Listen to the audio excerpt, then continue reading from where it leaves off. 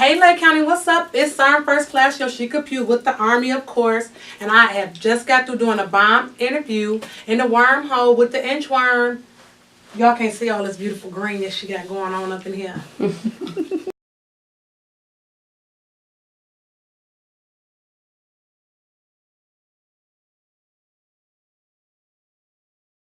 Hey everybody, thank you so much for tuning in to the Inchworm Show. I am your host, Yoshika Inchworm Phillips, and we are in the wormhole again. I got a very special guest. She is a part of the U.S. Army. She is going to tell y'all everything that you need to know about the military, about the Army, and why you should join, its importance, and all of that good stuff. Without further ado, welcome my special guest, Miss Yoshika Pough.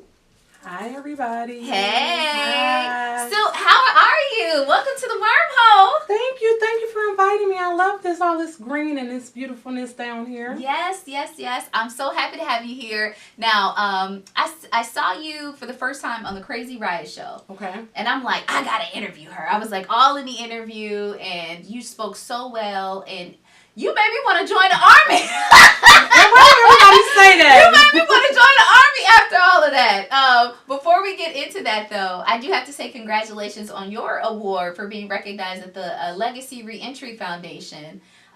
We all received awards. Everybody was honored, and you got yours. And shout out to everybody who just got recognized. It was really, really dope. But it was even more amazing to have a black female who's with the military and just to be honored. I thought it was amazing. It was, and I've received quite a few awards in my time. I've been in the military almost 22 years, civilian, got my master's degree, but that award right there meant so much because I felt like it was an award for us just doing what we love. Yes. Our passions. Yes. It's in my office. As soon as you come in, that's the first thing you see. I got it up high, elevated. That's dope. Yes, this is my award here. My supposed to say, what's this for? Let me tell you about it. Let me show y'all the pictures. Come in and sit down. Mm-hmm. I know y'all here for candy. Come on in. Let me show y'all about this award. Yes. So shout out to George Moore, Idris, and Imani, and everyone else from the Legacy Reentry Foundation for recognizing all of us.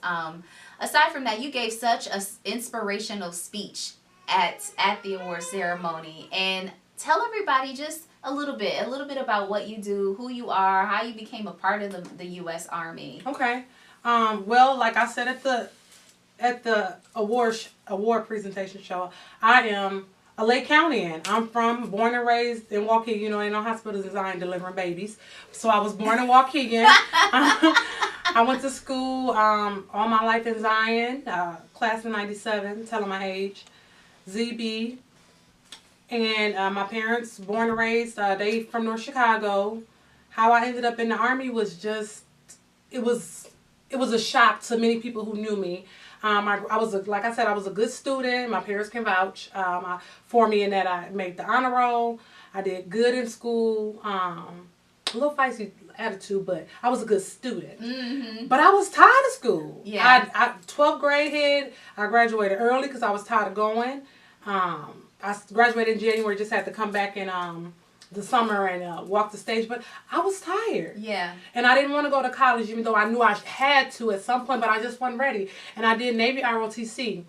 I liked the overall concept of the military from ROTC, but I didn't like the ship aspect of it. Okay. So I was like, the Navy's not going to be for me. Right. So I just told my parents one day I want to go to the Army. And my dad was like, no, what you going to do for real? Because nothing about me said military. But I was like, I want to go to the Army. I went to Waukegan on Green Bay Road, same place. Okay. Told them that I wanted to join the Army, talked to my recruiter, and it went from there. And I was 17, so my parents had to sign for me. Uh-huh. So the recruiter came to the house. My mom and dad signed. My mom cried, but she signed. And that August, I shipped off for basic training. Wow. And that was in 97.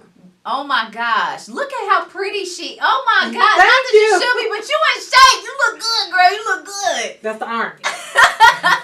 they make me stay right. If I went in the Army, it'd be bad. The way I like to snack and What's your favorite snack?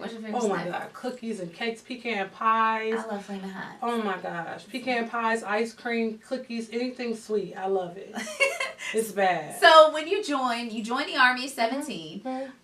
You ranked.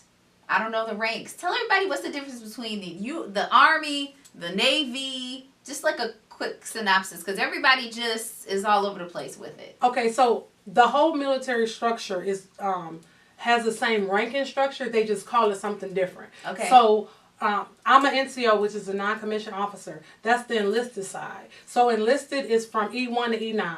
Those are people who back in the day didn't have like college degrees, and they come in enlisted like through your local recruiter or something. Mm-hmm. The officer piece is typically the ones that go through ROTC and college, or they go through what's called like the OCS process. Mm-hmm. So the way it's supposed to be set up, and this is all prehistoric, is just, I'm giving you something so you can understand. Don't think that this is really is. The officers are the ones that plan what happens, and then the NCOs are the ones that carry it out. Mm. That's the way it was made, the foundation, but that's not always true. Right. Most of the time we plan it, make it happen, and all that other stuff. But the highest rank is the E9, mm-hmm. and I'm an E7.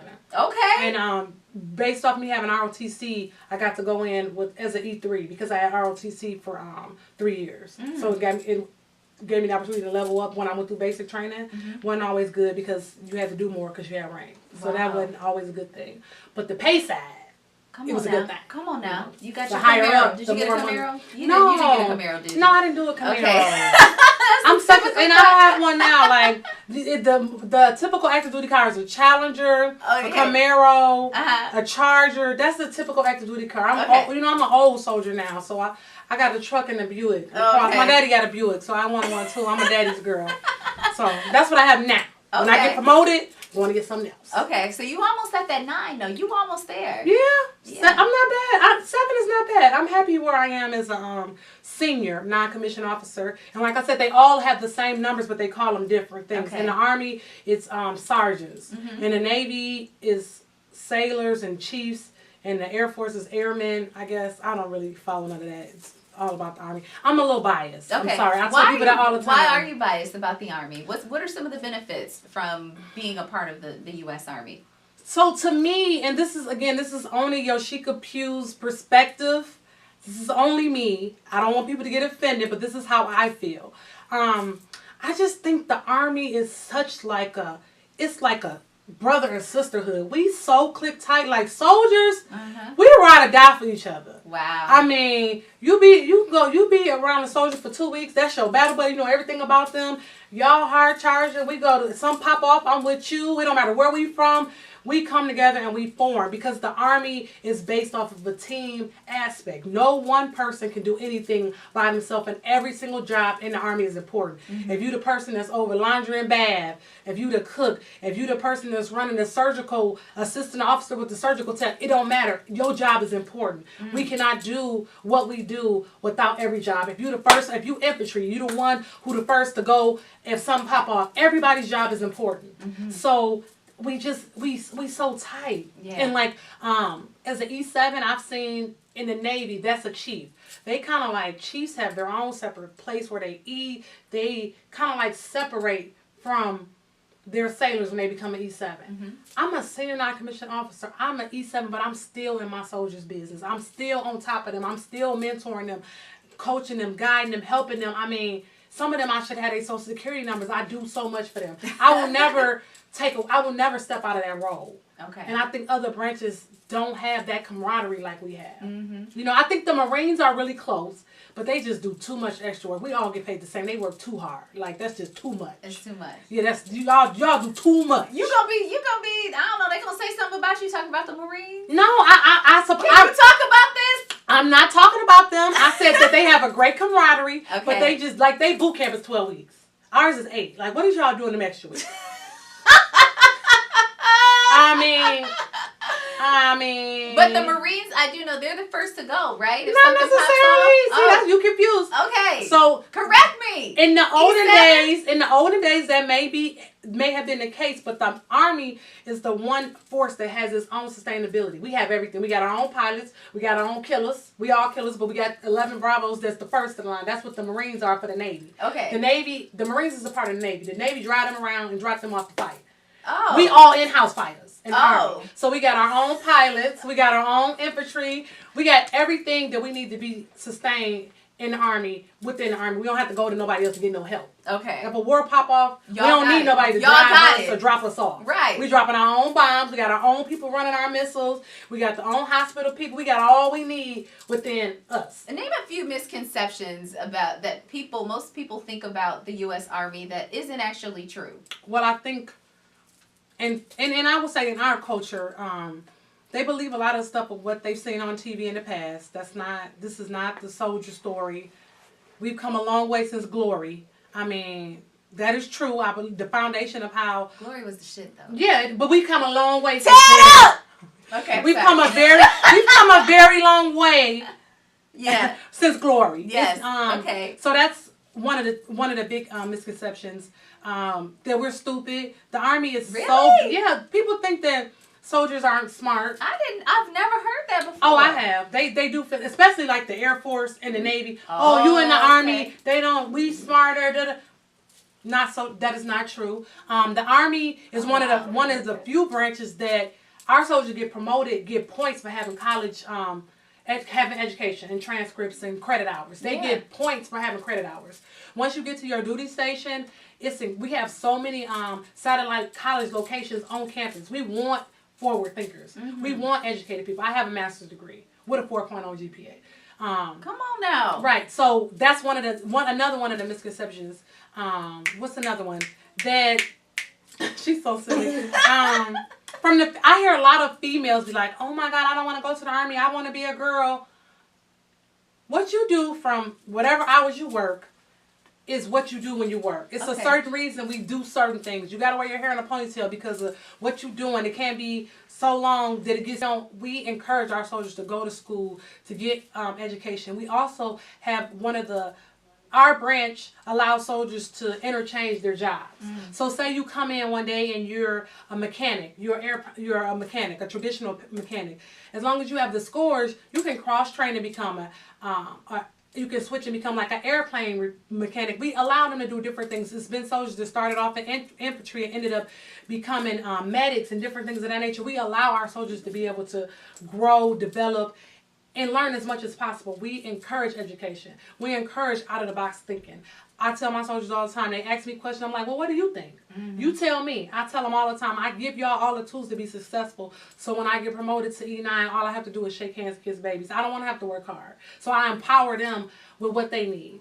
And then I would say, too, from a female perspective, females think if I join the military or the Army, I'm not going to be able to be feminine. I'm not going to be able to be a woman. I got to look like a boy and whatever. That's only for a moment. In boot camp, I looked like a boy. We all did. I mean, we did our African pride perms in the bathroom. It was rough. But no one was trying to be, we had nowhere to go to be cute when we was going through boot camp. But you're an E7 and you snatched right now. All due to the Army. I mean, they make me work out. They definitely, in my mind, make me back up off the sweet table when I get a certain size. I'm like, okay, I can't do this. But that's just your uniform. What you do from whatever, I can't even say 8 to 5 because it's days we don't work 8 hours. It just depends. Mm-hmm. When you're in uniform, that's your uniform. Like I told one girl, at least you never have to worry about what you got to wear to work. You know what you're wearing every day. You know what you got to wear. The struggle when I was in corporate of having to make sure I didn't wear these pants and switch up with these shoes and this shirt. We know what we wearing. But when you get off of work, your time is yours to do what you want. To go to school, work out, go put on a full beat face. I mean, whatever you want to do, you're empowered to be able to do that. Are you able to speak out about the president and his viewpoints, or just are you able to provide any sort of opinion about it when you're off duty? Or I don't know, are you able to say anything about it? No, I don't say things. I will say this: the president is the commander-in-chief of the military. The president was elected. This is a country where you have the option. We pick. This is not a dictatorship. Everyone has the right to vote. People voted. Some people didn't, but the outcome is the outcome, and we just have to support our president and, better yet, support our country. Mm-hmm. That's what we need to do. People get so wrapped up around this, and this, but what are you doing? Mm-hmm. You can sit back and say, oh, they cutting funding, they cutting this, but what are you doing to empower yourself? Are you part of the problem or are you part of the solution? Come on now. I never wanted to be a statistic. I had children at a young age, but nothing about me said a statistic. I didn't want to be sitting on welfare, on public assistance. My kids is the reason that I went so hard. before I went active duty, I always had 2 jobs because I was always in the reserves. I always had a job. I went to school. I did what it took to make sure that I was successful. Right. Because I didn't want to be a statistic. That was within me, driven. Still, even to this day. Yes. I would come from work. My kids played football. I would be in my uniform on the sideline. I would leave drill, go to the game, be on the sideline in my uniform, running up and down the field, and turn around and go back to work. Mm-hmm. I did what I had to do to make sure I was good. So now I've seen people who didn't take advantage of the opportunities, and I look at my life and look at theirs. Come on. I mean, I'm not knocking nobody for what they do, but I never was bred to punch a clock. I was never bred to be an hourly employee for my life. Come on now, preach Yoshika. And I'm not knocking nobody who don't. Yeah. But when it's cold outside, I don't have to. My baby don't have to walk. Her mama can drive her to school. My sons, whenever I need to come and go, I can do that because I made it. I worked hard to get to this level. If you 40 years old and you still doing the same thing you was doing 20 years ago, you part of this problem. You're not part of the solution. Well, come on then. Come on with it. So that's just how I look at it. And people and this is why I do this, for awareness. It is really, I'm not a recruiter. If you wanted to join the Army today, I could not put you in the Army. That's not my job. I'm a career counselor. I deal with soldiers that's already in or soldiers that's in an inactive status, and I bring them back to an active status. Right. So I'm not a recruiter. I do this for awareness because people don't know. They think of what they see on TV, or I don't want nobody telling me what to do. But then when little Johnny go out to a party and get killed, would you have rather him been in the military, or would you have rather him been out on the block? Or Polly graduate high school, you gave her the biggest prom send off that you could ever give her, but never planned for her future, and she ended up pregnant. Then how do you feel? When your baby could have been in the military doing any job that they go to college for. Right. We have every single job that you could go to a college or a trade school. We have that occupation in the Army. So you get a paid training experience. I was in the civilian world. I was an HR journalist. Great to have that piece of paper saying you went to University of Phoenix and got an associate's or bachelor's degree, but where's your experience? You're still not going to get a job. Damn. Because you have no experience. Companies are not going to hire you. It's so many people that have degrees and more experience. You already putting your child at the bottom of the food chain. True. When they come, if they get out the Army, they got experience, free education, and companies get tax credits to hire veterans. I used to think like, man, how come ever since I got a boot camp, I get every job I applied for when I was a reservist? I'm thinking like, dang, my skills that good. And when I became a HR journalist and I started looking into more, they get credit for hiring us. The government gives them kickbacks for hiring veterans. So of course, if me and you both interviewing, we got kind of like the same similar skills, but I was in the military. Right. They're gonna give me the job over you. Well, I mean, I'm sorry, but I mean, it's about dollars and cents. You know, the cup, they like, hey, I'm going to take her. And then they feel like if you were in the military, you were dependable, you respect authority, you're timely. So that's just some of the perks. You know what I mean? Instead of saying, I'm going to send my baby over here to this school, and we don't know how little Johnny going to eat. Eating oodles and noodles, struggling, can't really focus on school because they don't know how they going to make a dollar, make a dime here or there. And we send our kids out there to be like that versus opening your eyes and having awareness for the military. Absolutely. Instead of saying, you in trouble, you won't go to the military. It should never be that way. Do research. Look at what it's all about. Okay. As a parent, that's what you should do. As a person, if you're responsible for anybody, or if you're a responsible young adult, you're doing yourself a disservice by not having an open mind. Where should people go to get more information, if they're even considering it, if they want to learn more about joining the U.S. Army, or just being a part of the military? Where should they start first? Well, now we a tech savvy world. Google is your friend. So you can definitely go to Google and go to goarmy.com and start to get your online research to answer some questions you may need to know. And then there's also the local recruiting stations. They have them everywhere. All you got to do is Google Army Recruiter, and they'll point you in the right direction as far as that goes. But your big money maker is that test. It's the ASVAB test. No matter what branch you go to, the ASVAB test is the money maker. That's the test that you take.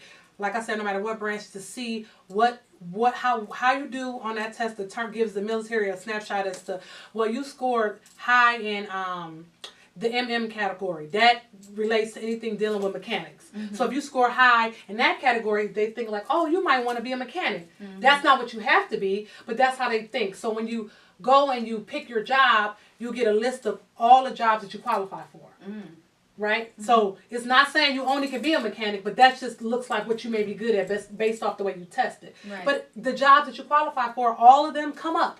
And you pick. Nobody makes you do nothing you don't want to do. You pick the job that you want. Wow. You do boot camp, which is 8 weeks, unless you infantry. That's different. Theirs is a little bit longer, a little different. Boot camp is 8 weeks. And then you go to what's called AIT, Advanced Individual Training. That's where you go to learn the job that you picked. Okay. So that's kind of like college, but not so. You still going to school learning, and then once you're done with that, you're awarded that MOS. So you have a piece of paper saying you went and got trained in the military to do multimedia, right. A dental technician, right. Radio tech, finance. But it's to apply that to the military as well, though. So they're applying additional information or education in multimedia, but applying it to how it would be used in the U.S. Army. Is that what it is, or is it just a general class on multimedia? Well, well, you gotta have a foundation to be general, right? Right, and then there's pieces of it that go toward military, like terminology and stuff. Okay. I swear, like the military have its own language. It's like learning 2 foreign languages at once because we abbreviate, hyphenate, and break everything down. But yeah, so. So we're going to wrap this up in a bit. Before we go, I just want you to talk a little bit about the pride, the sense of pride that you get for serving the U.S. Army. I see you everywhere, and you're posting pictures, and you post, proud woman in the military. You're always posting it, and I think it's really amazing to see that. So just talk about just a little bit about the sense of pride that you get. It's hard to put it into words. I say between the military and childbirth, it's like nothing in the world that I feel like I can't do. I was nothing, like I said before, nothing about me said Army. I was I wasn't athletic. I was a hair popping teenager, but when I got to boot camp and I just saw that Lake County meant nothing to these people, it was just a small piece of the pie. And at each level that I've grown in my rank, when you become an E5, that means you're an NCO, a lower ranking NCO, but you are in charge of, and since you're in charge of a lot of people and just the pride of these people respect me so much. If I tell them to do something, they don't talk back, they do it. And that's based off of how I carry myself, the things I've learned. I've met people from all over the world. It's no better feeling to know that I tell people all the time, I'm the reason that you can walk down the street and do what you want to do. It's people like us that give people the freedoms to be able to walk and say and feel, because other countries don't have this. Mm-hmm. I mean, to be able to serve less than 1% of the total population serves and protect, and it's an amazing feeling. Wow. And I love my soldiers. I love what I do. I love helping them, being a change agent for their life. Like some of them, if they didn't have the military, they might not even be here. Their lives change from this. I mean, giving them I know they've seen on Facebook where I give them the big checks, like those bonuses. That changed their life. Some people, we finna get a house. We finna get out of debt. It's just very empowering to be able to affect people the way we do. Give 10 more years. You do not look like you're 40 years old. Yeah, I'll be 40 in a few months. But I'm setting it up so I'm not going to have, my parents is over 50. I ain't going to tell their age. I'm not going to have to work if I don't want to when I'm 50. Right. And I'm going to be living good. I'm going to have a lot of benefits, free health care. My grandkids going to be straight. You know what I mean? Okay, it's Beyonce. No, I'm just saying it's going. It's very empowering to know that I didn't lay the groundwork to make myself not have to struggle. Wow. I mean, you don't have kids, so but it's a beautiful feeling not to have to worry about getting a occurrence if you got to take your baby to school or your baby's sick. Yeah. They was calling me at 5 in the morning talking about school is canceled. I said, I'm cool. We work from home. But every parent don't have that. Yeah. I mean, it's amazing. Okay. And it's my career. It's not a job. I can retire from this. It's a blessing. Absolutely. Well, thank you. I just want to thank you for your service. Thank you for being an exceptional Black woman out here serving her country. Just thank you. Thank you for doing this. Well, thank you for your support and allowing me to have this opportunity to provide awareness. And I am a resource. If people have questions, they can reach out to you. I am on Facebook. Everybody, they send me messages and stuff. I will help you. If you want to know something or you don't want to ask or you don't have anybody to ask, I will definitely assist. I have no problem with it. I love Lake County. Yes, thank you so much for being here. Hey, make sure all of you continue to follow the Inchworm Show all over social media. I'm always having some great, crazy, and amazing special guests on the show. Thank you once again, Yoshika Pough, for being here today, No problem. Queen. Thank you. Peace out.